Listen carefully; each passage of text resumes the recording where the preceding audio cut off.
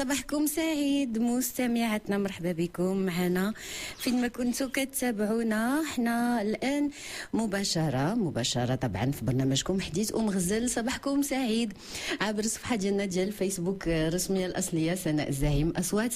كنحييكم فين ما كنتوا، كذلك تفاعلوا معنا عبر شبكه التواصل الاجتماعي. وطبعا حنايا في هذه الحصه المباشره غادي تشاهدونا ايضا بالصوره، وكذلك غادي ممكن تصلوا بنا على رقمنا 0522 77 24 24. ممكن ايضا تبعثوا لنا كل طلباتكم، كل الرسائل ديالكم. حصه خاصه بلي كلاس بلي سوربي، وكذلك كل لي كلاس ديال المحلات المتخصصه اللي اليوم عندنا في المغرب. الاسرار ديالها غادي تقدمها لنا الشيف زينه سلوان. صباحك سعيد يا زينه مره اخرى. وحنايا اليوم غادي نقدموا لكم اول شيء واحد القاعده، يعني لا باز ديال واحد لا كلاس اللي هي ناجحه 100%، ممكن لالا من بعد تعطيها النكهه ولوغو. بالنسبه لهاد لا كلاس كنحتاجوا ليها ربعه ديال الحليب. من الاحسن نختاروا الحليب يكون كامل الدسم ويكون UHT. كنحتاجوا 3 ديال الياغورت مسوس، علبه ديال لاموس فاني. راه كتباع هاد العلبه ديال لاموس فاني، ما بغيتش نذكر لا مارك، كتباع على شكل بودره. الثمن ديالها ما بين 13 درهم حتى ل 15 درهم. غنحتاجوا علبه ديال الحليب المحلى. نعاود لكم مقادير: عندنا ربعه ديال الحليب كامل الدسم، عندنا 3 ديال الياغورت مسوس، عندنا علبه ديال لاموس فاني، وعندنا علبه ديال الحليب المحلى. هاد لاموس فاني كاينه شونتيي وكاينه لاموس كلاسي. من الاحسن ناخذوا لاموس كلاسي فاني. الطريقه: كناخذوا الحليب، كنزيدوا عليه هذيك البودره ديال لاموس فاني، وكنطربوا مزيان. ناخذ واحد الاناء كنبقاو نطربوا حتى كيضاعف لينا الحجم مزيان. كنزيد الياغورت اللي عندي، دوك 3 ديال الياغورت مسوس اللي عندي. كنزيدوا الحليب المحلى مع التطراب المستمر. في هذه المرحله كنكون حصلت تقريبا، راه كتعمر لينا واحد كيفاش نقول لك سناء، واحد البانيو تبارك الله اللي يقدروا ياكلوا فيه الوليدات. ونقدروا الا بغينا يجينا بزاف ونديروا بزاف ديال النكهات نقدروا ندوبلوا المقادير. واخا ندوبلوا المقادير تقريبا ما كيوصلش الثمن واحد 60 ولا 70 درهم، وتيبقاو عندك لي كلاس يعني الاسبوع كامل. تناخذ هذاك الشيء اللي حصلت عليه وتنقسمه، يعني نقدر نقسمه على 3 ولا على 4 وتنكهو باش ما بغيت. يعني كنقدر ندير واحد بالنسمه ديال الخوخ، واحد بالنسمه ديال الفخيز، واحد بالنسمه ديال البيستاج.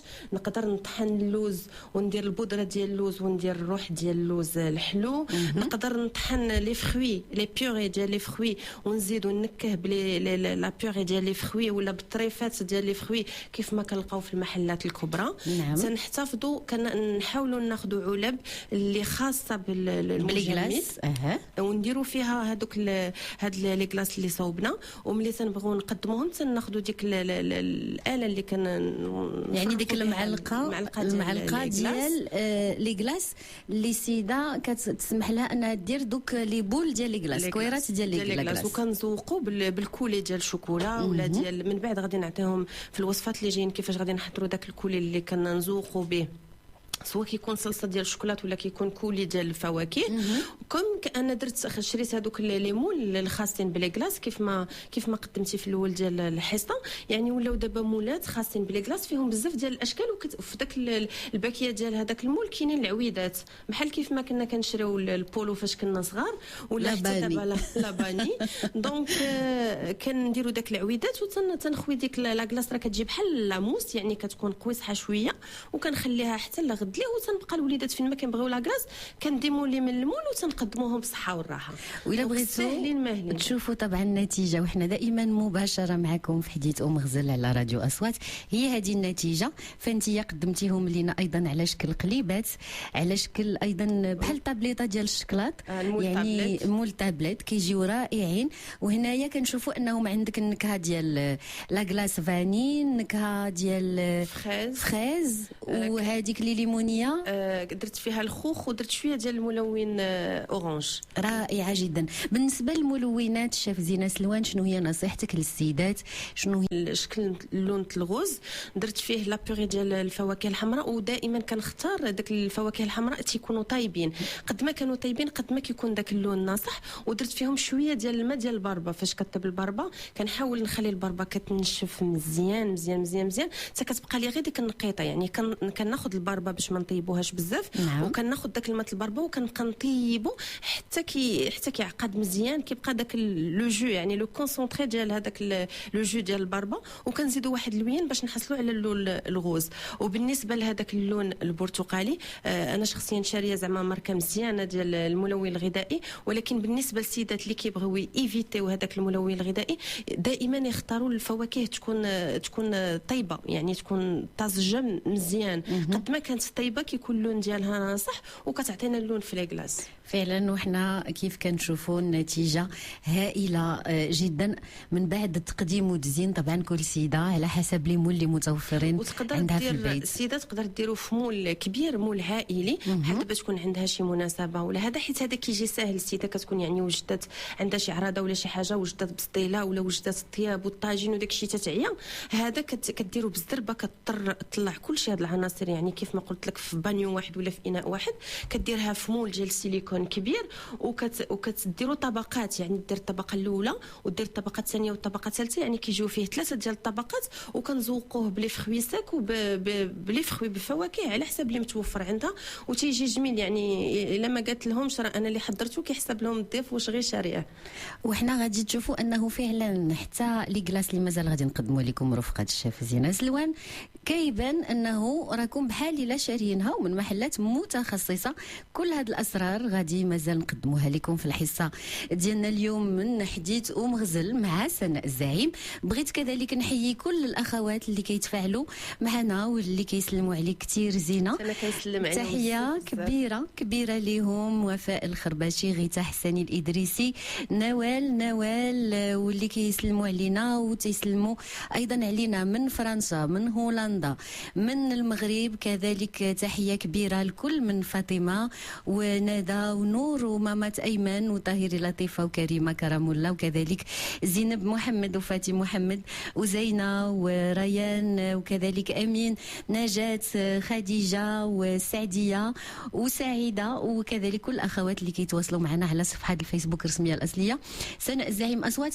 مرحبا بكل اسئلتكم، مرحبا بكل طلباتكم. والحاجه اللي صعبت عليكم طبعا غادي تخفف معنا في حديث ومغزل مع سناء الزعيم. رقمنا للتواصل في المباشر هو 0522 77 24 24، دائما على راديو اصوات الاذاعه اللي كتفهمني وتفيدني. حنايا الان غادي نمروا غادي نعطيكم دابا الوصفه ديال هذيك لاموس اللي كنشوفوا في محلات التجاريه الكبرى ولا في لي باتيسري الكبار، اللي كتكون فيها كيكونوا 3 كوش. يعني كيبان لنا الشوكولاط الاسود، كيبان لنا الشوكولاط بالحليب اللي هو شوكولا اولي، وكتبان لنا طبقه ديال الشوكولاط الابيض، وكيكون واحد الكلاصاج ميغوار من الفوق. كتقدر تكون لا جينواز لتحتكم، تقدر ما تكونش. اليوم انا غنوريكم كيفاش كنحضروا هذيك لا جينواز اللي كتكون لتحت. هاد لا جينواز اللي غادي نعطيكم اليوم بشكل يعني تقدروا ديروها قاعده في الحلويات اللي كتبغوا تحضروا في اعياد الميلاد.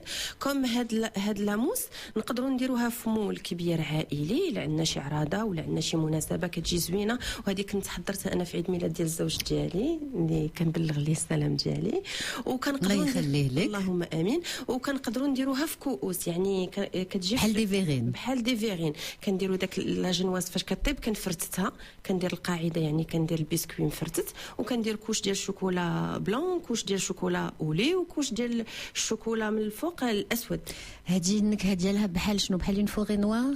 لا ماشي بحال فوغي نوار، كتجي بحال لا كلاص. ما بغيتش نذكر الاسم ديال لا كلاص اللي تيحمق عليه كل شيء وكيكون مغطي بالشكلاط، والداخل كتكون كناخذ سواء كيكون داك لو كروكون في هذاك في الكلاصاج، سواء كناخذوه بالشكلاط ولا كيكون داخل فاني ولا كيكون كراميل. هذه هي الوصفه. دونك غنعطيهم المقادير ديال لا جينواز. كنحتاجوا ليها 2 بيضات، كنحتاجوا معلقه كبيره ديال العسل عامره، يعني 27 غرام اللي بغى يعبر، 27 غرام ديال العسل. غادي نحتاج معلقه كبيره عامره ديال السكر سنيده. بالنسبه للناس اللي باغيين يعبروا كنحتاجوا 45 غرام ديال السكر، كنحتاج 27 غرام ديال البودره ديال النوازيت ولا ديال اللوز، يعني معلقه كبيره بومبي عامره مزيان ديال بودره اللوز او بودره النوازيت. كنحتاجوا 43 غرام ديال الكريمه سائله، تقريبا نص كاس ديال العنبه ديال الكريمه سائله. كنحتاجوا 43 غرام ديال الدقيق، يعني 2 معالق كبار ديال الدقيق. كنحتاج نص ساشي ديال الخميره ديال الحلوى، 1 ساشي ديال الكاكاو، 27 غرام ديال الزبده دائبه، يعني تقريبا 2 معالق كبار ديال الزبده مذوبه، 15 غرام ديال الشكلاط الاسود يكون دائب. نعاود لكم مقادير. كنحتاجوا 2 بيضات، 27 غرام ديال العسل، 45 غرام ديال السكر سنيده، 27 غرام ديال البودره ديال النوازيت ولا ديال اللوز، 43 غرام ديال الكريمه سائله، 43 غرام ديال الدقيق، نص ساشي ديال الخميره ديال الحلوى، 1 ساشي ديال الكاكاو بودره الكاكاو يكون امير داك اللي كيكون مر، 27 غرام ديال الزبده دائبه، 15 غرام ديال الشكلاط الاسود يكون من النوع الجيد. طريقه: كناخذ البيض، دائما ناخذ البيض يكون كبير، كنطربو مع السكر تقريبا 10 ديال الدقائق، كنزيد عليه باقي المقادير، كنخلط غير بشويه باش ما نهبطش داك البيض ديالي.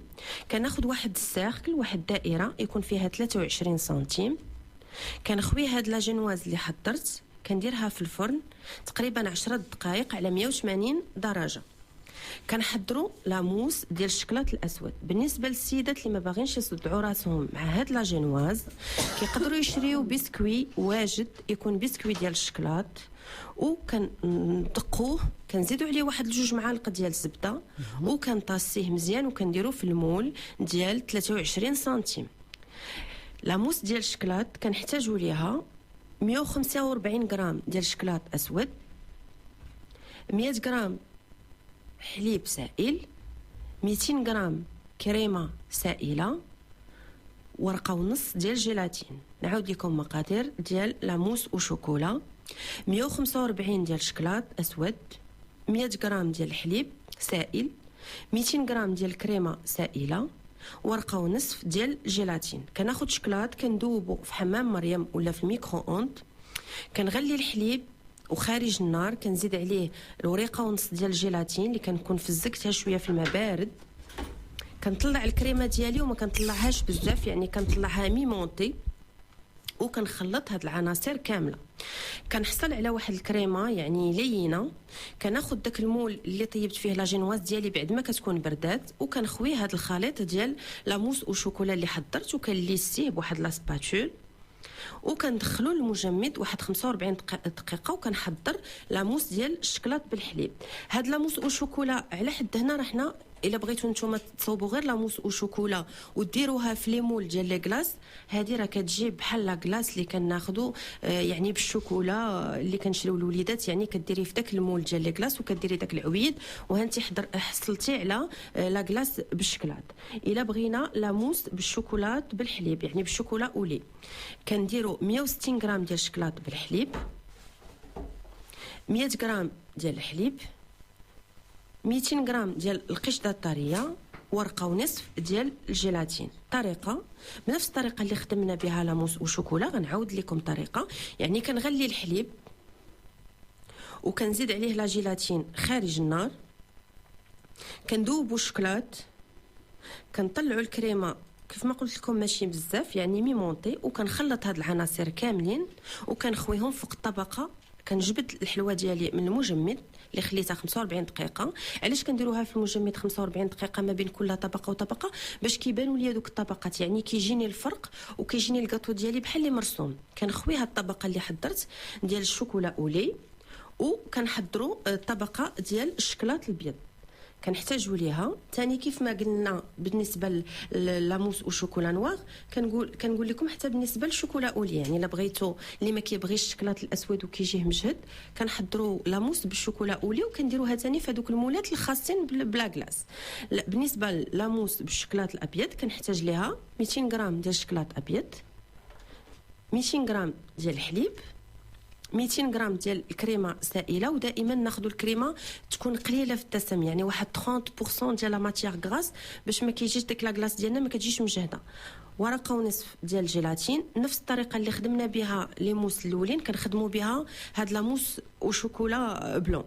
بالنسبه للكلاصاج فاش كنكمل هاد لاموس ديال الشكلاط الابيض كنخويها عاوتاني فوق ديك لاموس اللي حضرت بالشوكولا اولي، يعني كنحصل على طبقه ديال جنواز وثلاثه طبقات ديال الشكلاط. كنخلي الحلوه ديالي في المجمد وكنحضروا الكلاصاج. هاد الكلاصاج اللي غنعطيكم اسود راه انا كنحتفظ به في المجمد، كنقدروا نقدموه مع لي كريب، كنقدروا نقدموه مع لي غوفر، كنقدر نخليه في المجمد كنزوق به اي حلوه بغيت. هذه وصفه ناجحه ديال الكلاصاج الاسود. كنحتاج ليه 120 غرام ديال بودره الكاكاو، وتكون بودره الكاكاو داك المر، 240 غرام ديال الكريمه سائله، 360 غرام ديال سنيده، 290 غرام ديال الماء، و6 ديال الاوراق ديال الجيلاتين. هذا كيعطيني واحد الكميه كبيره، يعني كنديرها في واحد لابواط تكون مزيانه وكنحتفظوا به في المجمد. نعاود لكم مقادير. عندنا 120 غرام ديال بودره الكاكاو، 240 غرام ديال الكريمه، 360 غرام ديال سنيده، 290 غرام ديال الماء، 6 ديال الاوراق ديال الجيلاتين. كناخذ كاسرونه كندير فيها الماء، كريمه، سكر، كندير وكنعمل كلشي فوق النار حتى الغليان، وكنخليه فوق الغليان 3 ديال الدقائق. كنأكد لكم على هاد 3 ديال الدقائق فوق الغليان. علاش؟ باش ملي كيبقى عندي واخا كيبقى غير في الثلاجه لتحت ما كيغملش، يعني كنحاول كنطيب داك العناصر ديالي مزيان. كنزيدوا الكاكاو وكنخليه عاوتاني فوق النار واحد 2 ديال الدقائق مازال مع التحراك.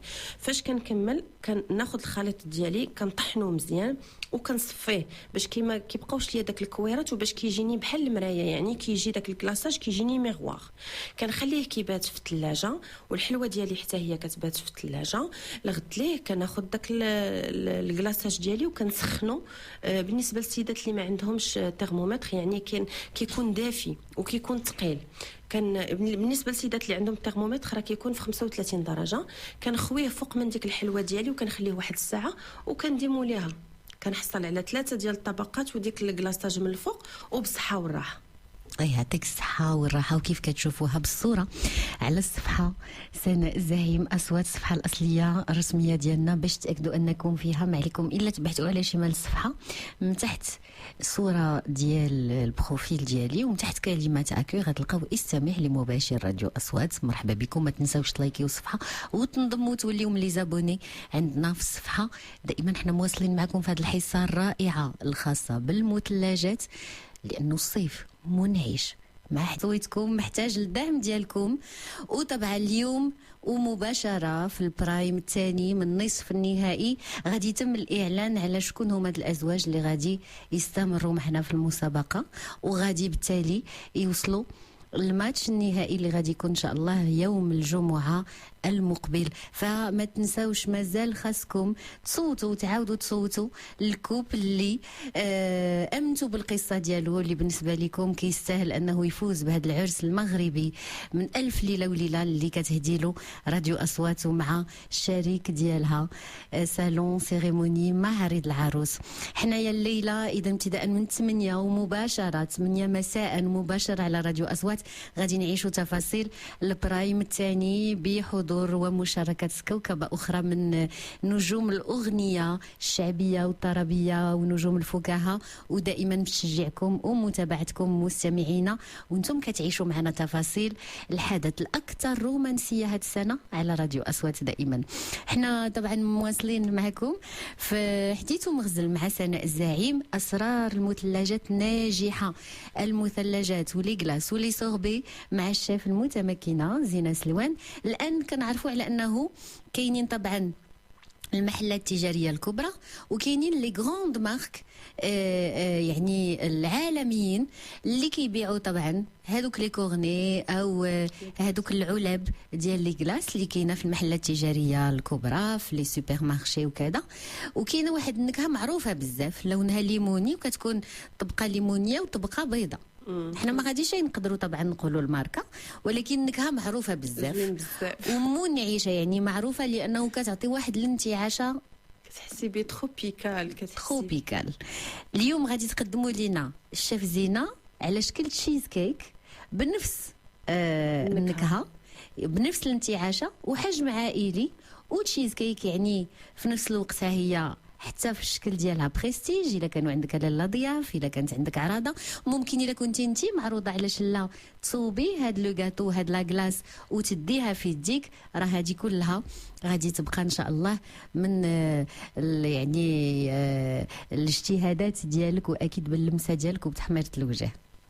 بسم الله. دونك عندنا بالنسبه للتشيز كيكس كان البرتقالي اللون كنحتاجوا ليه 2 باكيات ديال البسكوي، تقريبا 200 غرام ديال البسكوي. نختاروا شي بسكوي يكون من النوع الجيد. كنحتاجوا 2 معالق كبار ديال الحليب سائل، 4 المعالق كبار ديال الزبده دايبه، 2 معالق كبار ديال السكر كلاصي. نعاود لكم مقادير. كنحتاج 2 علب ديال البسكوي، تقريبا 200 غرام ديال البسكوي. نختاروا داك البسكوي اللي فيه شويه الكوك.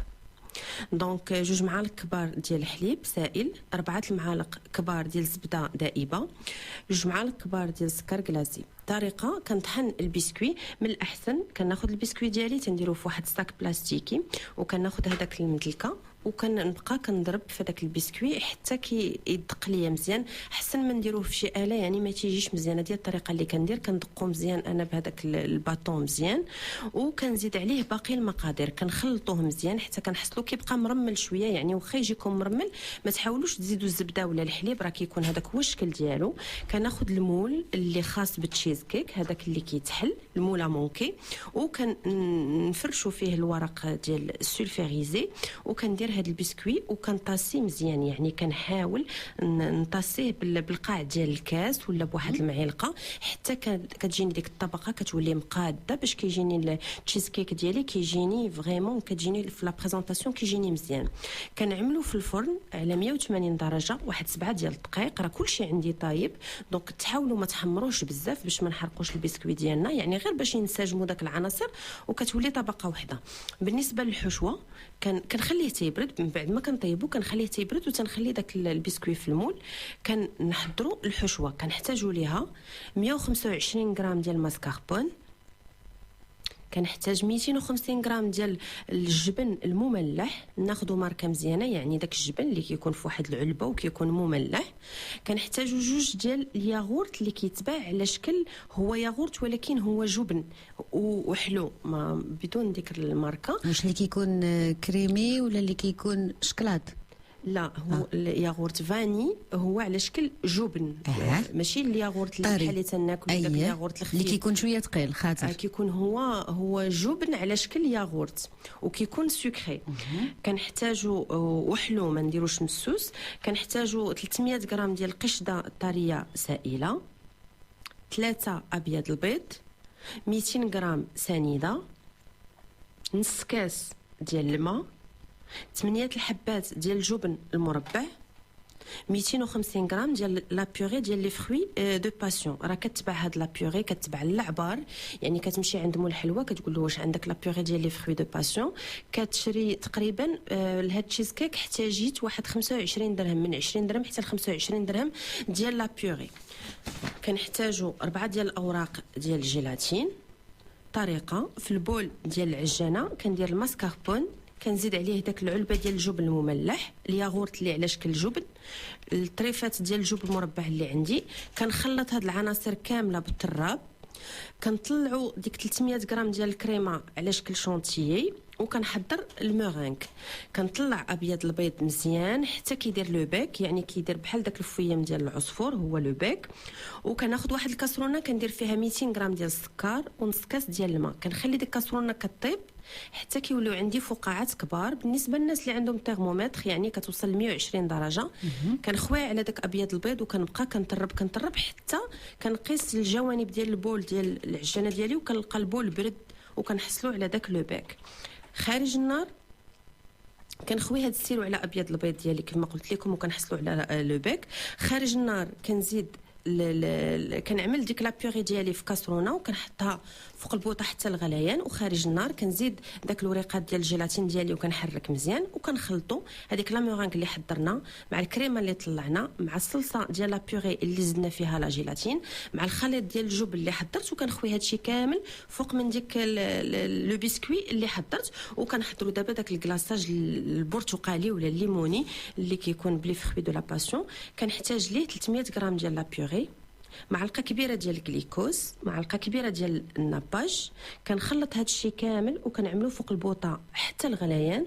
خارج النار كنزيد عليه 3 الوريقات ديال الجيلاتين وكنخوي كنخليه حتى كيبرد شويه يدفى. وكنخويه فوق من ديك الطبقه ديال الفرomاج بعد ما كنكون بردت داك تشيز كيك ديالي مزيان. يعني انا من الاحسن نخليوه ليله كامله.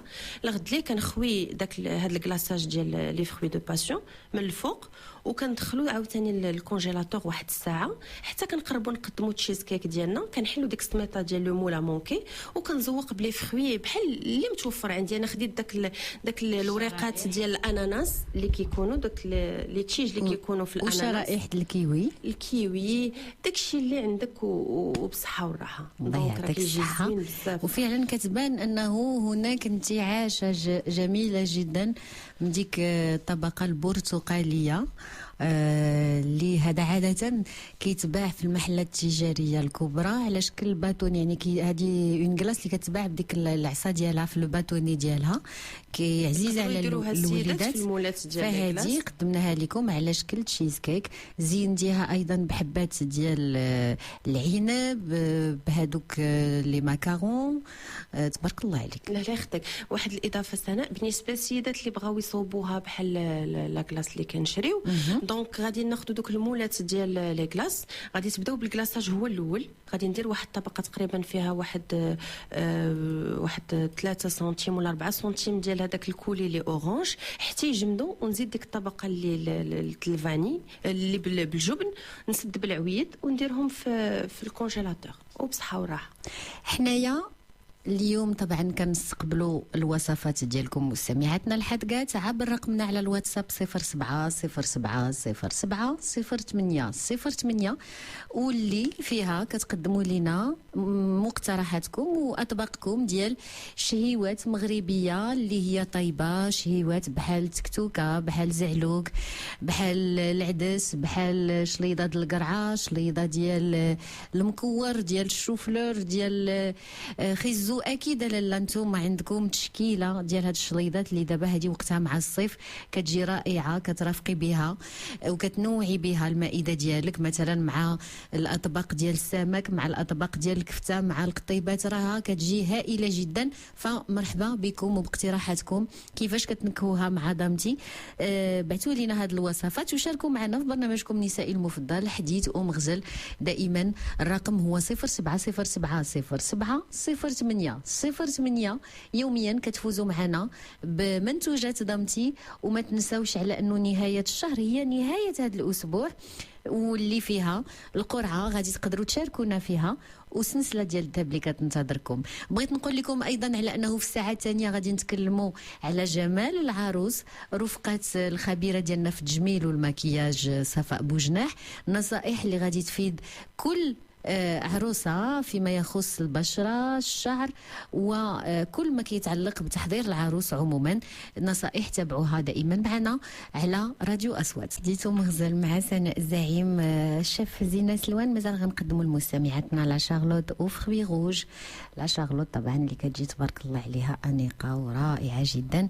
وهذه مضمونة يعني السيدات ممكن حتى اللي ما عمرها صوباتها اليوم معنا في البرنامج غادي تقول غادي نديرها وغتصدق ليا. ما تخافش دوتو. هذه كان فيها واحد التحدي بيني وبين راسي. كنت كنمشي لواحد الريستورون ولا ان كافي هنا في كازا مشهور بزاف، وفين ما تناخذها تنقول هذه خصني نصوبها، هذه خصني نصوبها، وصوبتها سنه وجات كيف ما كناخذوها. وكتاخدي غير واحد الطريف، كتاخدي تقريبا بواحد 35 ولا 40 درهم.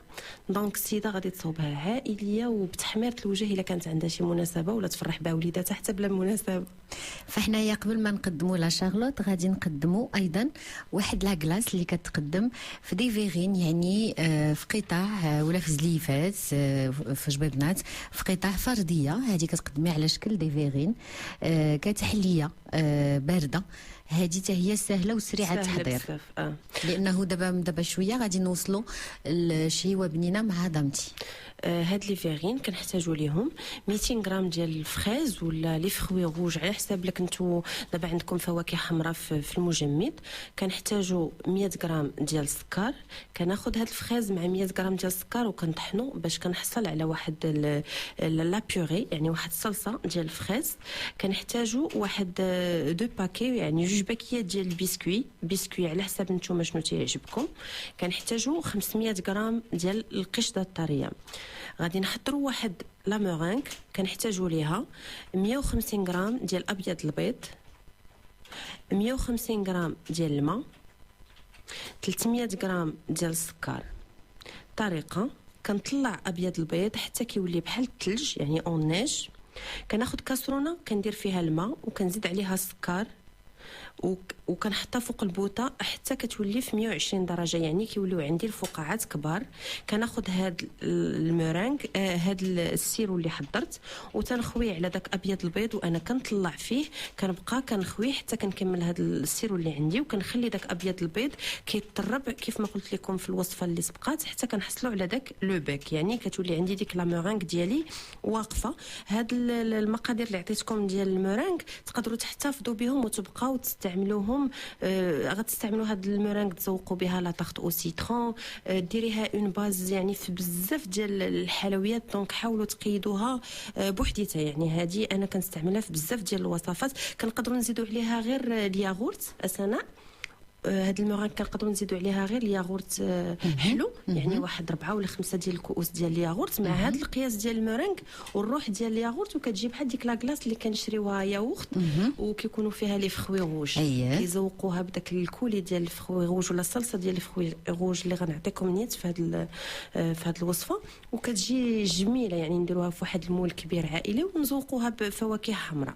بالنسبه هاد لا كلاص اللي كنتكلموا عليها كتجي بالنكهه ديال الياغورت وبالنكهه ديال التوت مثلا ديال لي فرامبواز ولا ديال الفريز، كتجي حتى هي هائله جدا. وكنشوفوها حتى بالكراميل كيكونوا دايرينها زعما المحلات راه مشاو ما خلاو ما شكلوا. دونك غادي نوصلوا للمونتاج. كناخذ الكؤوس، كنفرت هذاك البسكوي اللي عندي، كناخذ هذيك المورينغ اللي حضرت وتنقسمها على 2. النصف الاول كناخذ ديك 500 غرام ديال الكريمه اللي عندي، كناخذ ديك المورينغ كنزيد عليها 4 ديال الكريمه بعد ما كنكون طلعتها ميمونطي، ما كنطلعهاش بزاف. كنزيد عليها الصلصه ديال الفريز اللي حضرت في الاول، والنصف الاخر كناخذ المورينغ اللي بقى ليا كنزيد عليه عاوتاني ديك 4 اللي بقات عندي ديال لا كريم، كنطلعها ميمونطي وكنزيد عليها نكهه ديال الفواكه الحمراء. وانا زدت الموف، يعني لونت بالكولورون موف. انتي لوني باللون اللي بغيتي، ما بغيتيش تلوني يعني كتزيدي غير ديك النكهه الفواكه راه كتباع حتى هي كتكون فيها اللون. كناخذ دوك لي فيغين كندير طبقه ديال البسكوي، طبقه ديال المورينغ اللي خلطته مع الصلصه، كنزوق بالفواكه الحمراء ولا على حسب الفواكه اللي متوفره عندي. كنزيد داك النصف الثاني اللي نسمتو بالنكهه واللون، وكنعاود نزوق من الفوق بالفواكه والشونتيي وواحد الصلصه. وبصحه والراحه. الله يعطيك الصحه والراحه. الان غادي نقدموا لكم شهيوه بنينه مع دامتي. واليوم شنو غادي توجدي مع دامتي بعطريه 100% بيو؟ هاد الصباح معنا شروق من اسفي. اهلا شروق. اهلا وسهلا، تحيه لك اختي سناء وتحيه للشاف زينه والراديو اصوات كامل واللي كيسمعوا. الله يبارك فيك ومرحبا بك معنا في حديث ام غزال. الله فيك. معك شروق خيري اللي امي ديالك ديال الفيسبوك وامي ديال زينه سلوان. مرحبا بك معنا، وفعلا امي وصديقه وفيه البرنامج حديث ومغزل ما عندي ما نسالك، ما نقدروش نستغناو عليه.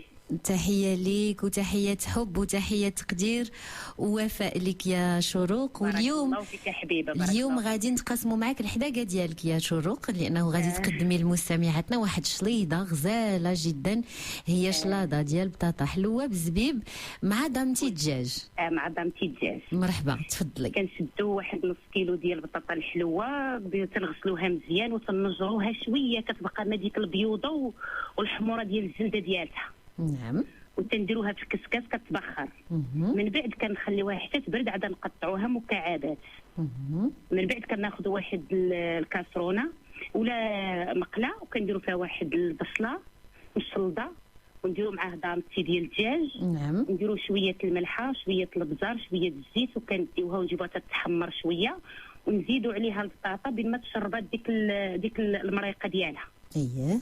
ومن بعد كنزولوها. من بعد كنشدوا الزيت اللي كنكونوا رقدناه في الزهر. اييه. وشويه الماء وشويه السكر وشويه القرفه. نعم. ما يكونوش حلوين بزاف، ما يكونوش، راه الاعتدال في كل شيء صافي. وكنديو نجيبوه حتى يتعسل. كنكون عندنا يا اما اللوز ايفيلي ولا اللوز عادي، كنكونوا قالينو. اللوز ايفيلي راه عارفين الانسان كيفاش كيدير، اللي كيديروا في الفران يحمروا شويه. اللوز راه تنقليوه، اللي عنده واللي ما عندوش كيخليه هكاك. نعم. كنشدوا طبيصلات فرديين، كنديروا ديك البطاطا ننزلوها، ومن فوقها الزبيب معسل، ومن بعد كنديروا داك شويه اللوز اللي عندنا. نعم. وها هو طبق، وها هي هاد الشليضه هذه مغربيه 100%، رائعه جدا. ومزيانه لصحاب السكر، راه تينيت بالفورشيت تتكال صيفيه شهوه منها. تبارك الله عليك يا شروق، وانت اليوم كتشاركي معنا في حديث ومغزل، وانا سعيده كثير بسمع صوتك، وكنهديو لك منتوجات دامتي بالصحه والراحه، وراك ايضا كتحصلي على فرصه المشاركه معنا في القرعه ديال نهايه الشهر اللي هي كتصادف نهايه هذا الاسبوع، واللي فيها غادي نهديو لكم سلسله ديال الذهب لكل المستمعات اللي شاركوا معنا خلال هذا الشهر في مسابقه شهوه بنينه مع دامتي. تحيه كبيره لك شروق، ورا نعول عليك لانك سفيره حديث ومغزل في اسفي وفي المغرب كله في الحقيقه. تبارك الله عليك. ومره اخرى تحيه لكم ولكل مستمعاتنا. غدا ان شاء الله شليضات مغربيه اخرى اللي غادي نقدموها لكم، وطيله هذا الاسبوع دائما مع دامتي. قول حلم الدافين ديالهم، وتابعوا دائما معنا تفاصيل تحقيق السعاده على راديو اصوات في الحدث الاكثر رومانسيه هذه السنه اللي هو حدث ألف هنية وهنية الموسم الرابع. فصوتوا لهم، بعتوا الرقم ديال الكوب اللي اختاريتو، اللي حسيتوا بالقصة ديالو، اللي حسيتوا بالحياة الزوجية ديالو، بالكفاح ديالو، بتجربته في الحياة قريبة منكم، أنه يستاهل يفوز بهذا العرس، ويكون العرس فعلا تتويج للزواج بكل ما كتحمل كلمة زواج من معاني جميلة نبيلة، من تضحيات، من كفاح، من امور اللي مرأة ورجل بناوها مع بعضهم هذه سنين وهما متزوجين، هذه سنين وهما معاشرين، عندهم وليدات. فاليوم هذه كلها قصص اللي قريبه منا، كتفكرنا، كتحرك فينا مشاعر وعواطف اكيد. خصنا نشجعوهم، خصنا نتفاعلوا معهم بطريقتنا وبالتصويت. اكيد ما نساوش التصويت. صيفطوا الرقم ديال الكوبل اللي اختاريته على رقمنا 55 90 ثمن رساله 6 دراهم مع احتساب الرسوم. اليوم مع 10 الليل غادي يتم الاعلان على شكون هما جوج ديال الازواج اللي غادي يكملوا غمار المسابقه وغادي يوصلوا للنهائي، واللي غادي ان شاء الله نتابعوهم في البرايم الاخير والسهره الاخيره يوم الجمعه دائما على راديو اصوات. المنافسه كتحتد وانتم كتعيشوها معنا وكتفاعلوا فيها وكتعيشوا وكتشاركوا فيها مستمعين على راديو اصوات، وهذا الشيء اللي كيخلي حدث ألف هنيه وهنيه حدث مشوق بكل معنى الكلمه على راديو اصوات. دائما في حديث ومغزل حنايا معكم، وقبل ما نجددوا لقائنا بصفاء بوجناح ونعاودوا نستافدوا ونعاودوا نتقاسموا معكم اهم النصائح حول جمال العروس، مازال عندنا لا شارلوت فريز اللي غادي نقدموها مباشره رفقة الشيف صديقتي الغالية زينة سلوان. لا شارلوت فريز حتى مستمعة اللي تتسمع لنا هذا الصباح واللي مازال ما عمرها صوبتها اليوم غادي ان شاء الله تزعم وغادي توكل على الله وغادي تصوبها وغتنجح ليها. حتى داك البسكوي كيف ما قلت لك سناء اللي تيكون في الجنب اللي تنحزموا به ديك لا شارلوت ديالنا ما غادي نوري السيدات كيفاش يحضروه في البيت والوصفه ناجحه. دونك عندنا واحد لا جينواز غنحتاجوا ليها 6 ديال البيضات 200 غرام سنيده و200 غرام دقيق. انا ملي بديت كنعطي الوصفات معكم في البرنامج وانا هذه هي لا جينواز اللي كنخدم بها ونبغي السيدات ياخذوها كقاعده انا ما كنبدلهاش وربي ما تيحشمنيش. دونك كنطربوا البيض مع السنيده مزيان وكنزيدوا الدقيق كنطربوا البيض تقريبا واحد 8 ديال الدقائق وكنزيد كنطفي الروبو ديالي وكندخل الدقيق ديك 200 غرام ديال الدقيق بسباتول من التحت للفوق غير بشويه بشويه بلا ما كنهبطوا البيض ديالنا. كناخذ واحد اللاطه ديال 60 على 40 كنفرشوا فيها الورق سولفيغيزي وكنخوي هاد لا جينواز اللي عندي كنسرحها كندخلها للفرن 10 ديال الدقائق على 180 درجه حتى كتبرد. كنقطع 3 ديال الدوائر وكنحطهم على جنب. كنحضروا واحد لا بيوري يعني واحد الصلصه بالفواكه الحمراء ولا بالفريز على حساب اللي متوفر. يعني كناخذ 4 ديال الفواكه الحمراء و150 غرام ديال السنيده وورقه ديال الجيلاتين. كناخذ هاد السنيده مع الفواكه الحمراء كنطحنهم كنديرها في كاسرونه حتى كيذوب داك السكر وكيغلى. خارج النار كنزيد ديك الوريقه اللي عندي ديال لا جيلاتين وكنحط هاد الشيء على جنب. كنحضر لا كريم باتيسيير كنحتاج لها اطرو ديال الحليب 3 ديال الصفر ديال البيض وبيضه 2 كوس ديال الفاني ولا 2 ساشيات ديال الفاني 200 غرام ديال سنيده و160 غرام ديال البودره ديال لا كريم باتيسيير. كنطرب البيض مع السكر والبودره ديال الباتيسري. كناخذ الحليب وكنزيد عليه الفاني كنغليه شويه فوق البوطه ما نطيبوهش بزاف. خارج النار كنخويه على داك البيض والسكر اللي خلطت كنخلط كل شيء وكنرجعو فوق البوطه حتى كتعقد ليا لا كريم باتيسيير ديالي وكنخليها حتى كتبرد شويه وكنطحنها باش كتولي ليس.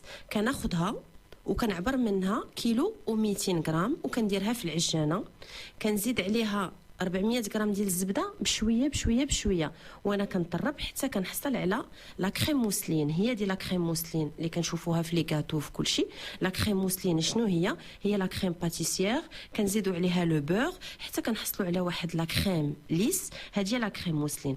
المونتاج ديالنا كناخذ واحد لو سيركل تقريبا فيه 25 سنتيم كناخذ فيه لا جينواز ديالي اللي قطعتها على 3 كنحط الطبقه الاولى ديال لا جينواز كنجيب ديك لا بيوري اللي صوبت بالفواكه الحمراء وكان امبيبي كنسقي مزيان ديك لا جينواز ديالي وكناخذ ديك الكريمه وكندير واحد الطبقه ديال لا كريم مزيان وكنعاود ندير لا جينواز ديالي عاوتاني وكنتبع بنفس الطريقه حتى كنكمل دوك 3 ديال الطبقات اللي عندي ديال لا جينواز. الطبقه الاخيره كتكون ديال الكريمه كنخليها تبات ليله كامله في المجمد وكنحضروا دوك لي بودواغ داك البسكوي اللي بحال اللي كنشريو كنديروا به التيراميسو كنديروا به بزاف ديال لي بسكوي. اليوم غادي نوريكم كيفاش تحضروه في البيت وكيف ما كنشوفوا بارفوا كنشوفوا لا شارلوت بلي كولور يعني بارفوا كيكون هذاك لو بسكوي كيكون غوز ولا كيكون فيغ.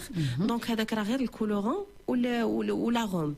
دونك المقادير كنحتاجوا ليه 100 غرام ديال السكر 4 البيضات 100 غرام ديال الدقيق وشويه ديال الفاني. وإلا كنتو بغيتوه في شي لون كنزيد ليه اللون وإلا بغيتوه نواغ كنقص هاد 100 غرام ديال الدقيق كنحيد منها واحد المعلقه وكنزيدها كاكاو باش كيجيني لو بسكوي كيجيني شوكولا. نضربوا البيض مع السكر مزيان كنزيدوا الدقيق في الاخير غير بالسباتول. كناخذ ديك لابوش كندير فيها واحد لادوي كتكون غير مدوره وكنبدا كنبوشي هذوك لي بودواغ. انا شنو درت عبرت لو سيركل ديالي شحال فيه ودرت المسطره ورسمت واحد المستطيل في الورقه ديال السولفيغيزي باش جاتني السمطه مقاده يعني على قد الدوره ديال الكاطو باش السيدات ماشي حتى بالبسكوي وتجي خاصها واحد 2 بسكوي ولا 3.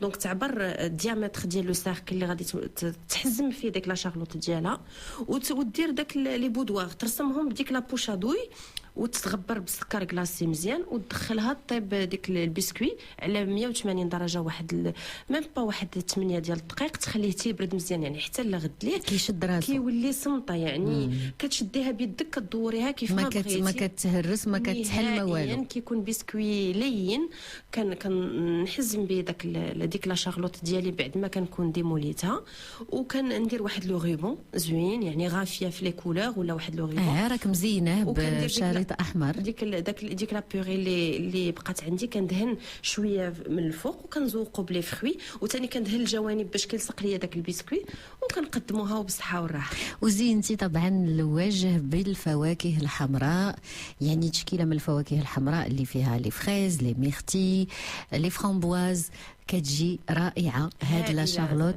هاد الوصفات كلها غادي نحطوها على الصفحه ديال الفيسبوك سناء الزعيم اصوات. ردوا البال مستمعاتنا، سؤال اليوم للفوز بقسيمه شراء بقيمه 1000 درهم من محلة مائده، ربما تكون على هاد لا شارلوت. واش لا شارلوت كانت بالفواكه الحمراء او شارلوت بلا مونغ والكيوي اللي قدمت لنا الشيف زينة سلوان؟ والجواب هو نقول الجواب بالفواكه الحمراء. ابعثوا رسالة قصيرة SMS فيها حديث على رقمنا 55 90 8 رسالة 6 درهم مع احتساب الرسوم، وقسيمة شراء كتنتظركم للفوز بها. غادي نسحبوا رقم من أرقامكم المشاركة على المباشر مع 11:55 دقيقة. احنا في الساعة الثانية غادي ان شاء الله نتكلموا معك لاله على جمالك وعلى جمال العروس.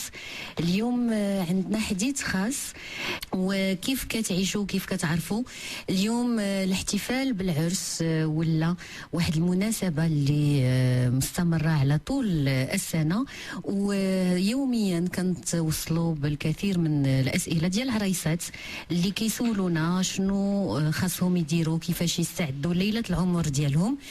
فداك الشيء علاش اتفقنا مع الخبيره ديالنا في المكياج وفي الجمال والتجميل صفاء بوجناح انه اليوم ان شاء الله نتطرقوا لهذا الموضوع خلال الساعه الثانيه من البرنامج. اي سؤال عندكم في هذا الموضوع طرحوه علينا مباشره على رقمنا 0522 77 24 24.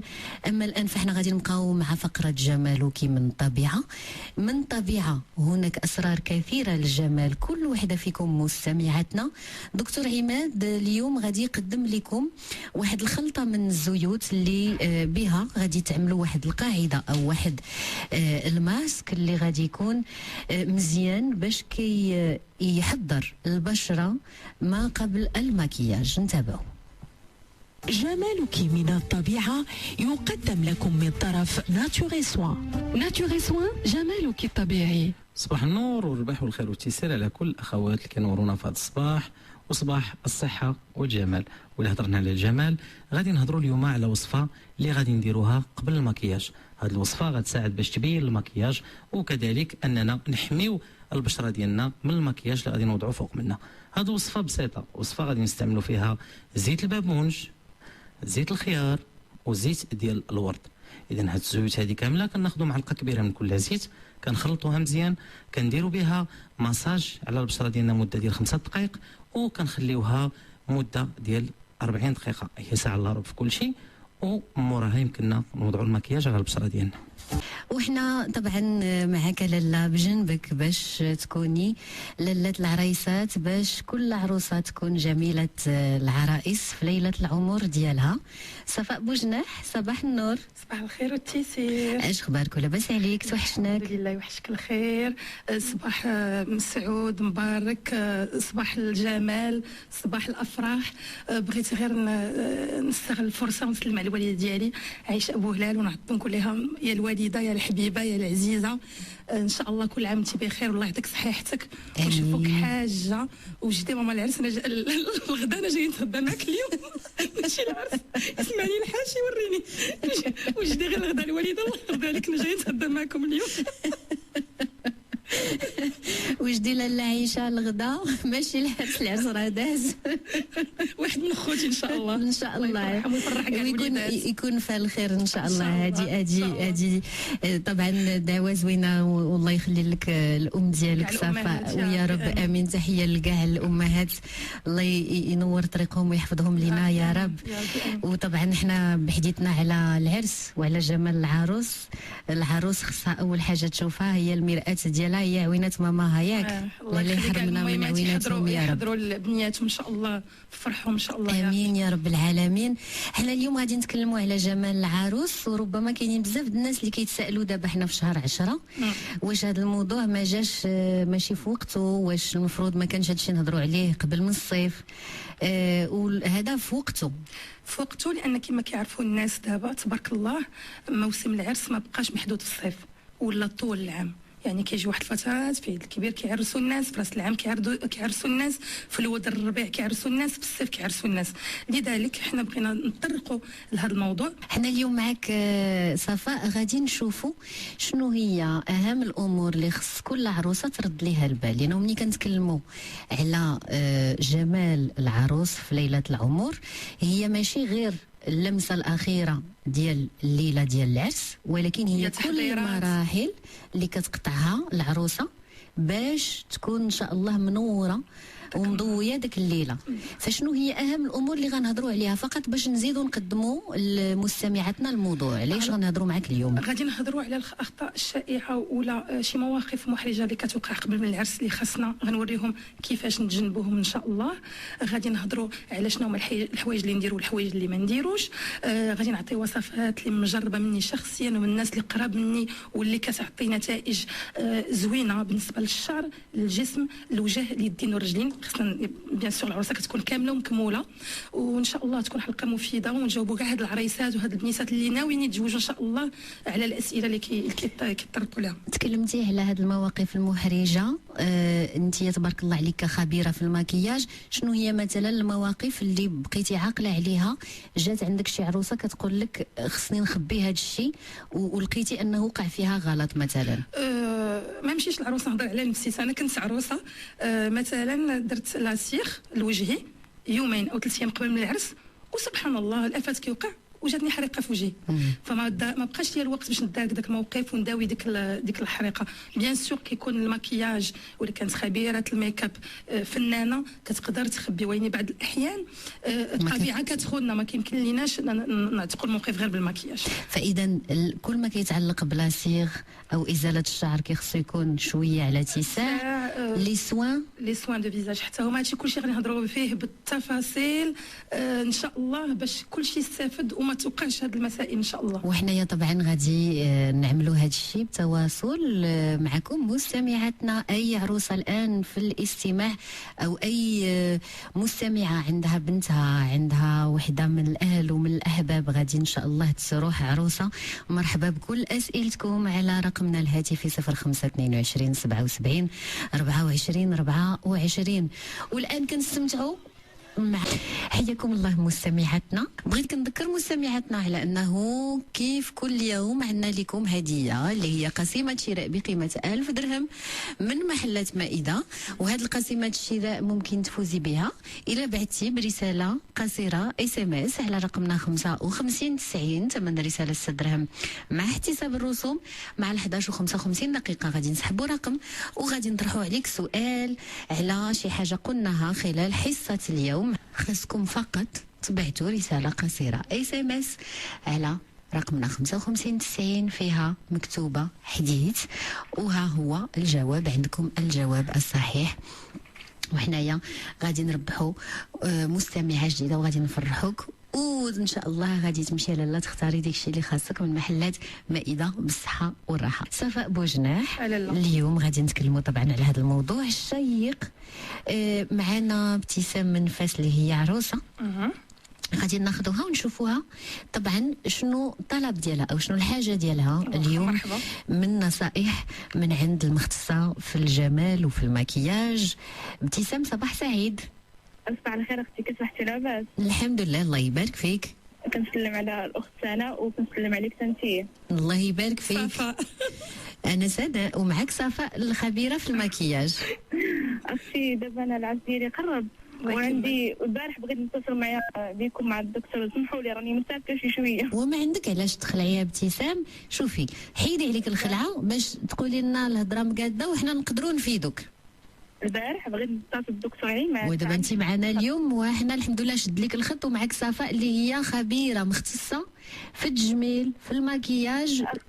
شنو انايا العرس ديالي قرب ان شاء الله يكمل بالخير. وجهي الحبوب الشباب وداك حب الشباب مازال لي وخلى لي الطراس، وعاوتاني ملي خلى لي الطراس خلي لي بحال دوك التقيبات في وجهي. اييه نقول عندي 4 سيوم عرفتي ندير في الوصفات وحتى حاجه ما. امتى عرسك؟ في شهر واحد ان شاء الله الا كتاب. انا ننصحك اولا سيري عند طبيب الجلد ياك، حيت الا عندك هاد ليسباس ديال الفتره ديال 3 شهور تقدري تاخدي شي تريتمون اللي غيحسن لك من البشره ديالك. يعني دابا الطلب ديال ابتسام انه تعتني بالبشره ديالها تبدا بعدا قبل من العرس ان شاء الله. مزيانه هذه حاجه مزيانه. هادشي كنت غنقولوا بانه بالنسبه للسيدات اللي عندهم مشكل مثلا ديال الجلد كانوا لهم حبيبات او الجلده ديالهم عارفين انها ماشي تلهي ولا يقدر نوض لهم الحبوب، يمشيو عند طبيب جلد يشرحوا ليه بان عندهم عرس خاصهم شي تريتمون اللي يكون في مده قصيره يعطيهم نتائج اللي مزيانه، وبطبيعه الحال غنكملوا بوصفات طبيعيه في هذيك المده ديال 3 شهور. بالنسبه ليك ابتسام غنعطيك واحد الوصفه خاصه كتعطي النضارات للوجه وكتغذي الوجه، ووصفه واحده اخرى اللي مجربه 100% على ضمانتي هذه طبيعيه اللي كتبيض الوجه اللي عندها مشكل ديال مثلا شويه الكلف ولا بقع شويه غامقين ولا لي طاش ديال من بعد الحبوب، فيديروها على الاقل شهر ونص غادي يشوفوا الفرق. اتفقنا ابتسام؟ واخا اختي شكرا وكنطلبك بزاف غدا ان شاء الله بالدكتور عماد قولي له هاد الشتي ديالي الله يسهل عليك. واخا الله يكمل عليك كلشي مبارك مازال نعاودوا نفيدوك ونعاودوا نتكلموا على هذا الشيء ان شاء الله بحول الله. تحيه لك، رقمنا مفتوح لكم 05 22 77 24 24. طيب حنايا الان غادي نقدموا هذه الوصفه، غادي نعطي الوصفه لابتسام ولكاع السيدات اللي عندهم هذا المشكل اللي كترتاح ليه، ولا معلقه ديال العسل. دونك حاجه من هادو ماشي بثلاثه، كنميكسيو هذاك الروز وكنديروه قناع لمده 20 ماسك مده 20 دقيقه. السيدات اللي زربانات يقدروا يديروا 2 حتى 3 مرات في السيمانه، يداوموا على الاقل شهر ونص شهرين غادي يشوفوا النتيجه. بالنسبه للوصفه الثانيه واللي هي كتعطي تغذيه ونضاره، يعني كتغذي الوجه وكتعطيه هذاك الافي بونمين وكالوجه كيكون ليه فيه واحد الاشراقه وزوين. كيف كنقولوا طالع عليه السر. هذه دارتها هي على الاقل شهر قبل من الموعد ديال العرس. بالنسبه للسيدات اللي قريب لهم دابا العرس ويلاه سمعوا هاد الوصفات ماشي مشكل يديروهم الا ما نفعتهمش ما غاديش تضرهم. كناخذوا 2 شريحات 2 تمرات و2 مشماتات يابسين كنديروهم كنبخروهم في الكسكاس.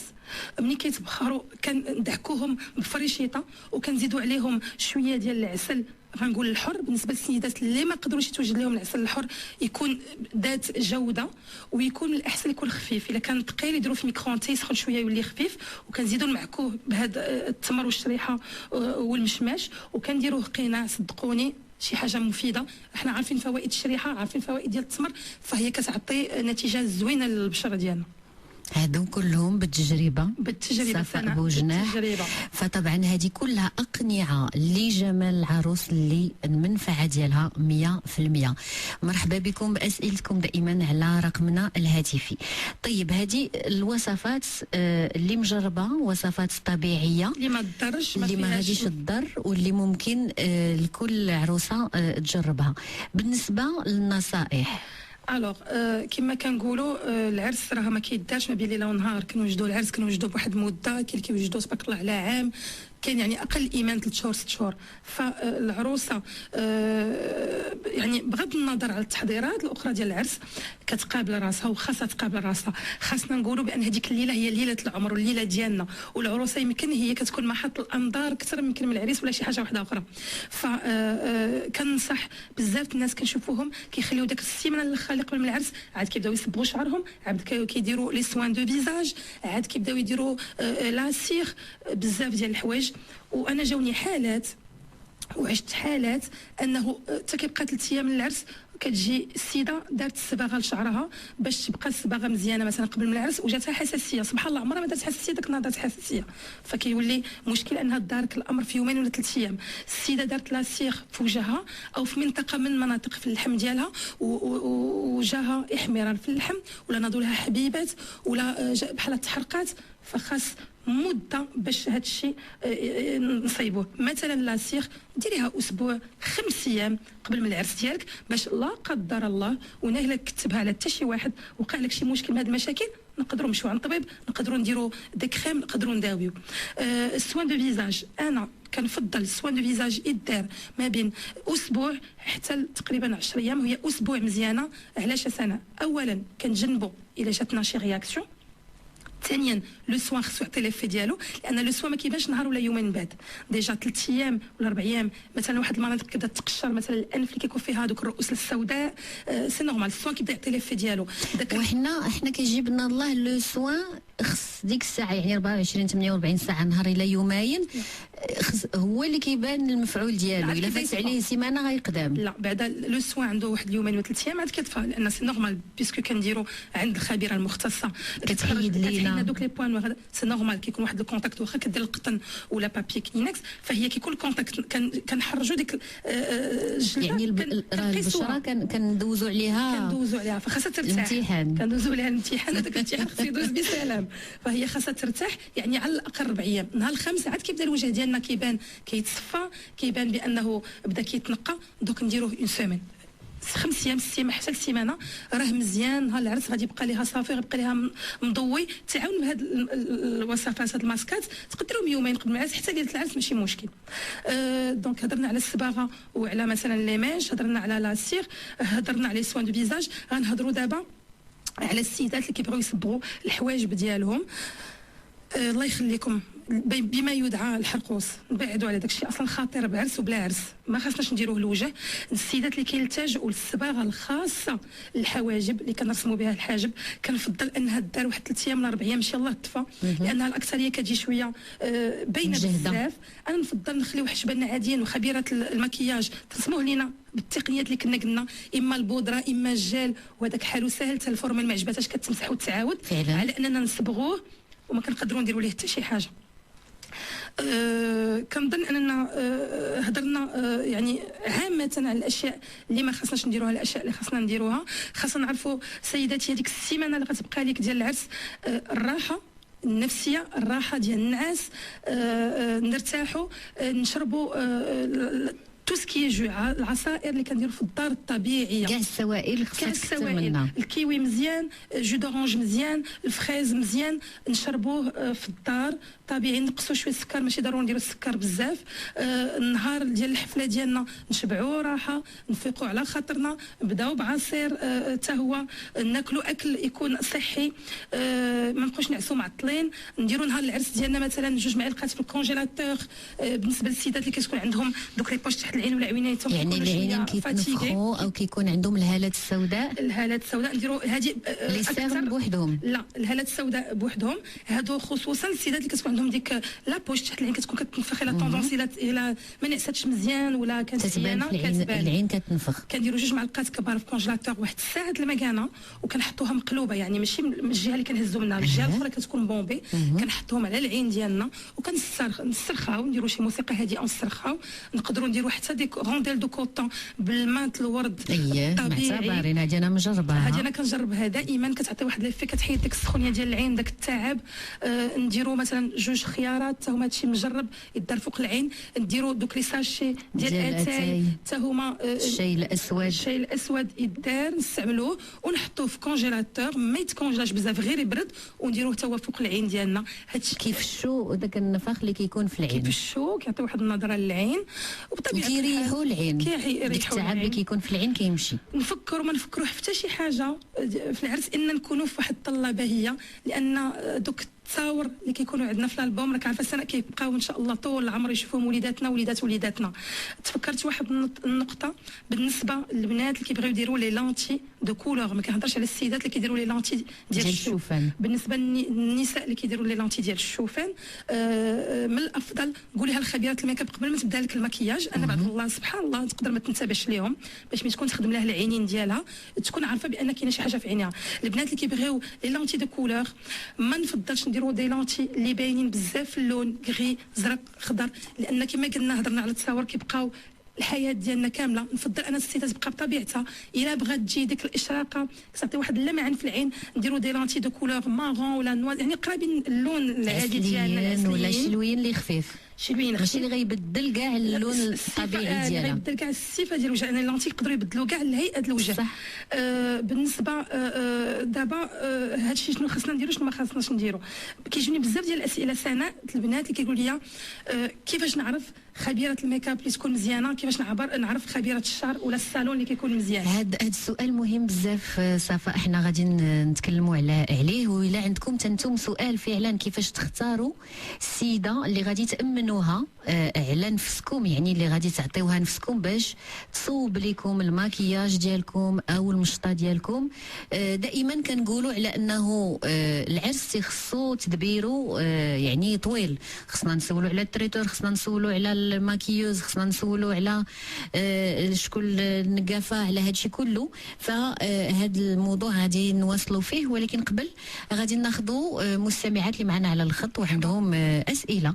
معنا ناديه. صباح النور ناديه. السلام عليكم ناديه. الحمد لله، الله يبارك فيك، مرحبا بك على راديو اصوات. بارك الله فيك. تفضلي ناديه، شنو سؤالك لينا والخبيره والمختصه في المكياج صفاء؟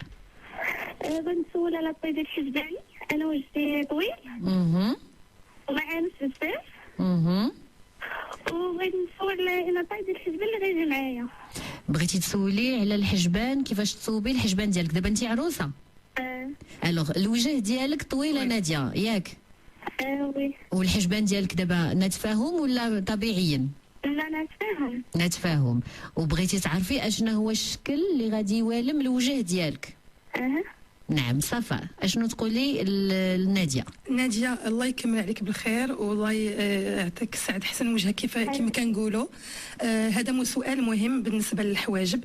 ناديه الحاله ديالها انه وجهها طويل، فهي خاصها دير حواجب يكونوا عراض وما ديرهمش مقوسين. انا ملي كنزيدو نقوسو كنزيدو ديك تفطرة الوجه، خاصهم يكونوا شويه غاديين بحال اوريزونتال، افقيين شويه، مع واحد التقويصه اللي قليله. ضروري ما غاديش يجيو بحال دوك ديال الشينوا، غادي يجيو شويه مقوسين مي قليل بزاف ويبقاو عراض ليلى باش ينقصوا لك شويه من ناديه باردون، باش ينقصوا لك من الطول ديال الوجه ديالك. تفهمنا ناديه؟ وضحت لك الفكره؟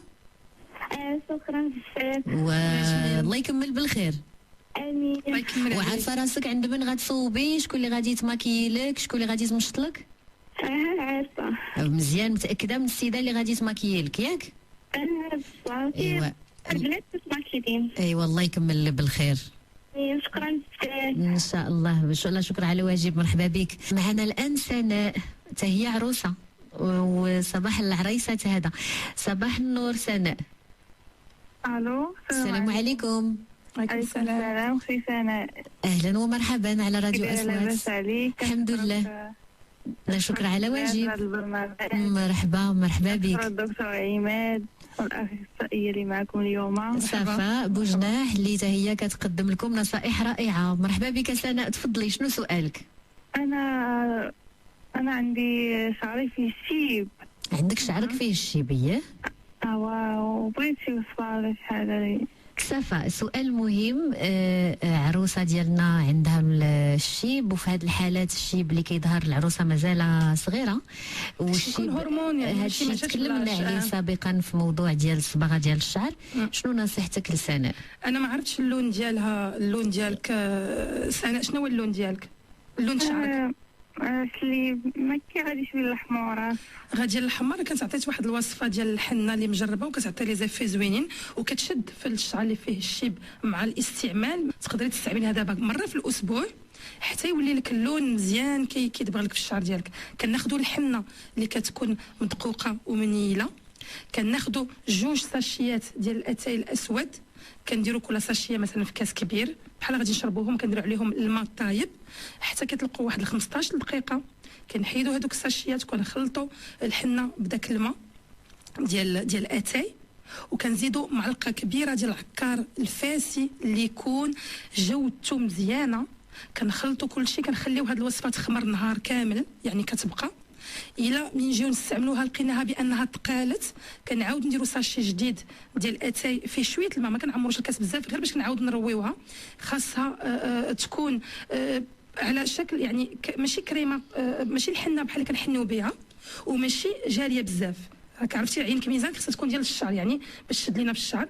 كنديروها خاص يعاونك شي واحد يديرها لك بحال شي وحده غدير لك الصباغ يعني من الجذور والاطراف ديالك، وكنخليوها نهار كامل باش تطلق وكنغسلوها. هذه كنبدا نديروها مره في السيمانه حيت ما كتعطيش اللون من الاول، سورتو اللي عندهم الشيب كتكون شويه صعيبه. الا ولمناها كل سيمانه كتعطي واحد اللون اللي طبيعي وزوين. ديرها مره في السيمانه. الا كان شعرك شويه ناشف عاوني بالزيوت، يعني نهار السيمانه الحنه كتنشف الشعر، نهار ديريها في العومه اللي موراها حاولي ديري ان بان دويل يعني حمام زيت، حمام ديال الزيوت، اللوز الحلو ولا زيت ارغان ديال الشعر. دير شي زيوت اللي يهبطوا ليها من شحال هاد الزيوت تخليهم شعرها؟ ساعه ماكسيموم ساعه. الى قبل ما تغسل لا نهار دير الوصفه ديال الحنه الصباغ ديرها.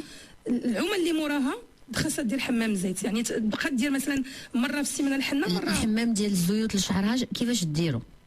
كتديروا على دهن شعرها، ديروا على الاطراف وديروا حتى في الجدر لانها كتنشف الشعر كامل الحنه. وتخليه الماء تخليه ساعه ونص الا كثرات وعاد تغسل شعرها. عاد تغسل شعرها. اتفقنا سناء؟ واضحه الفكره. الله يكمل عليك بالخير يا سناء والله يسعدك يا رب. حنايا غادي نقدموا نصائح اخيره للعريسات صفاء بوجناح. بالنسبه للسيدات اللي كيديروا الفولار او المتحجبات هما خصنا نهضروا عليهم.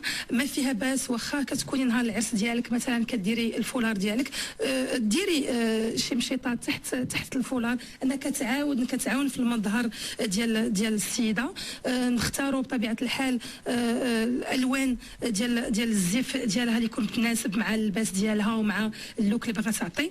بالنسبه كما قلنا كيفيه اختيار خبيره الميك اب ولا خبيره الشعر، هو داكشي كيكون سبحان الله العظيم كيكون لو فيلينغ، يعني كيكون واحد التواصل بالاحساس. خص يكون مبني على واحد الثقه. فوالا ملي كتلاقي مع ديك السيده كتشوفها واش عطاتك الوقت ديالك، واش سمعت لك، واش عطاتك نصائح اللي حسيتي بها بانها مفيده، واش ريحاتك. قبل من هادشي، قبل ما كنتواصلوا مع ديك السيده اللي غادي تخدم لينا كنكونوا بطبيعه الحال سمعنا عليها كلام مزيان. بالنسبه للناس اللي مشاو عندها شفنا الخدمه ديالها، كنصحكم ما تتبعوش غير الاسم ديال الصالون ولا اسم معين اللي كيكون غير كوميرسيال، اللي كيكون غير يعني فيه شهره. نشوفوا الخدمه ديال الناس، ما يعطوناش صور مثلا ديال الانترنت، ما يعطوناش صور ديال المجلات، داكشي لا علاقه له بالحقيقه. خاصنا نشوفوا الخدمه ديال السيده. بالنسبه للمكياج لا نتبعوا مكياج اللي كيدوم، ماشي كيدوم على المده ديال العرس، اللي كتدوم الموضه ديالو. مشيو المكياجات اللي كيكونوا يعني ماشي سامبل، يعني كيبقاو ما كتمشيش غير ماشي موضه كتمشي موضه وكتجي. نبقاو في طبيعه الملامح ديالنا. بزاف ديال العريسات للاسف كنشوفهم نهار العرس ديالهم في الصفه وفي الطبيعه كيكونوا الصفه وكيكونوا احلى، كيكونوا زين بالطبيعه. يعني نديروا ما قل ودل، نزينوا راسنا بطبيعه الحال، نخدموا عويناتنا، نخدموا لو طان ديالنا، ونبقاو في الصفه ديالنا كما قلنا باش الصور نبقاو نتعرفوا على راسنا حتى 20 عام من بعد. بالنسبه للمشاطي، نمشيو للمشاطي اللي كيوالموا بطبيعه الحال لا مورفولوجي ديال الوجه ديالنا، يعني الوجه ديالنا، دورة الوجه ديالنا، ونبقاو في مشاطي كيبقاو كلاسيكيين اللي ما كيموتوش. بالنسبه لنهار الحنه بغيت غير راه رجعات الموضه ديال السيده اللي كتطلق شعرها كما كان في قديم. ماشي ضروري نديرو مشطه ولا نديرو غير ديك الجميعه اللي كتكون شويه مجموعه من كدير خيط الروح، كتجي رائعه. نهار الحنه بقاو زعما الطبيعه ديالنا. جبدنا نهار الحنه كنعرفوا بان السيده وحنا خصوصا في المغرب نهار الحنه كيكون واحد اليوم اللي هو مهم وكنعطيوه الاهميه ديالو. كيجيو الحباب وكيجيو العريس اكثريه هي فاش كيشوفوا العروسه، يعني الناس اللي بعاد شويه ماشي الام العريس ولا هذا ولا خواتات ولا خوتو لا تفكرناش هذا الصابون البلدي. الصابون البلدي واحد الكميه من الصابون البلدي كناخذوا معلقه ديال العكار الفاسي وكناخذوا معلقه ديال التحميره الحلوه، كنخلطوا هذا الشيء بعد ما كنكونوا حكينا رجلينا وكنديروه ماسك الرجلين. كنخليه واحد الساعه المكانه كنديروا عليه شيميكا نشقاو شقانه ولا هذا باش ما نوسخوش الدنيا. ساعه المكانه وكنغسلوه سنه صافي. دوك الرجيلات الدراري الصغار كيكونوا غوز في القاع ديال الرجل بحال هكاك. دونك بالنسبه للعريسات يديروها قبل من الحنه كتعطي واحد ليفي زوين، الرجيلات كيبقاو غوز كيبقاو زوينين. اذا الصابون البلدي التحميره الحلوه والعكار الفاسي داكشي اش كيعطي اللون غوز. والصابون البلدي راه كيلين الجلده ديال لابو ديالها راه معروف. بالنسبه كوماج اللي دينو الرجلين باش نبقاو نيت في نهار ديال الحنه كناخذوا التخت ديال القهوه وكنديروه كوماج ليدينا ورجلينا. كنخليوه واحد المده ومن بعد كنبقاو نحكوا يدينا نحكوا رجيلاتنا. كيعطي واحد ليفي اللي زوين ومجرب، ما نخافوش منه، ما يديرنا لا حساسيه لا حتى شي حاجه. بالنسبه كيجوني اسئله بزاف الجسم شنو نديرو. عندي حبيبات مثلا شنو ولا عضاتني ولا شي حبيبه وبقاو ليا دي تراس. انا هاد الوصفه وكنشكر الوالده ديالي كانت كديرها لي وانا عندي 15 16 عام. في كل صيف كناخذوا الحنه اللي كتكون مدقوقه ومنيله على يدينا بطبيعه الحال. كناخذوا قطرات من الحامض وكناخذوا الصبار هو داك الدرك ديال الهنديه الشوك. كنكرطوه كيتباع عند ماني العطار. كنكرطوه الا كان فيه الشوك وكنقسموه وكنديروه في الماء حتى كيغلى. كنصفيو هذاك الماء كنخلطوا به الحنه وكنديروا شويه ديال الحامض قطرات من الحامض. علاش الحامض؟ بالنسبه للبنات اللي كيكون عندهم الحبيبات باقيين ما نشفوش كينشفوا لينا كنديروه وكنحاولوا نوقفوا شي بلاصه فيها الشمس حتى كينشف. الوصفه خاصها تكون ماشي ايبيس، الخلطه خاصها تكون شويه جاريه باش كتنشف وكتلصقين على اللحم ديالنا. انا شخصيا كنت كنبات بها نهار ويومين لبسوا شي بيجامه اللي مستعمله. ما قدرناش نصبروا نخليوها نهار ونغسلوها، قدرنا نصبروا نديروها مثلا السبت ونغسلوها الحد، نداوموها على الاقل شهر. غادي تشوفي اللحم كيفاش كيولي بيض، كيتحيدوا دوك ليطاج، كيولي اللحم كيزيان كما كنقولوا، ما كيبقاوش فيه ليطاج. بالنسبه للجسم اخر وصفه نعطيها هي لتبييض الاسنان بطريقه طبيعيه، لان هضرنا على الوجه خصنا نهضروا على السنينات. ناخذوا بيكربونات ديال الصوديوم مع قليل زيت الكوكو. علاش زيت الكوكو؟ لانه باش نحميو ديك لا جونسيف ديالنا اللثه ديالنا. بالنسبه للبيكربونات الصوديوم بيكربونات دو صود نديروها مره في الاسبوع ونحاولوا نتجنبوا اللثه، ما نقيسوش اللثه ونحكوا من الفوق لتحت بطبيعه الحال. عاد من بعد ما كنديروها عاد كنحكوا بمعجون الاسنان ديالنا الاعتيادي. واسمحي لي سنة انا عارفه سنة الوقت ولي ضروري. ومسحوق الفخر نكونوا غسلناه ونشف على خاطرو عاد كندقوه باش يكون نقي وكنديروا معاه قطرات الحامض والملح اللي فيه اليود. وبصحه والراحه والله يكمل على الجميع والله يفرح كاع البنيات ان شاء الله. نوقفوا معاهم. امين يا رب.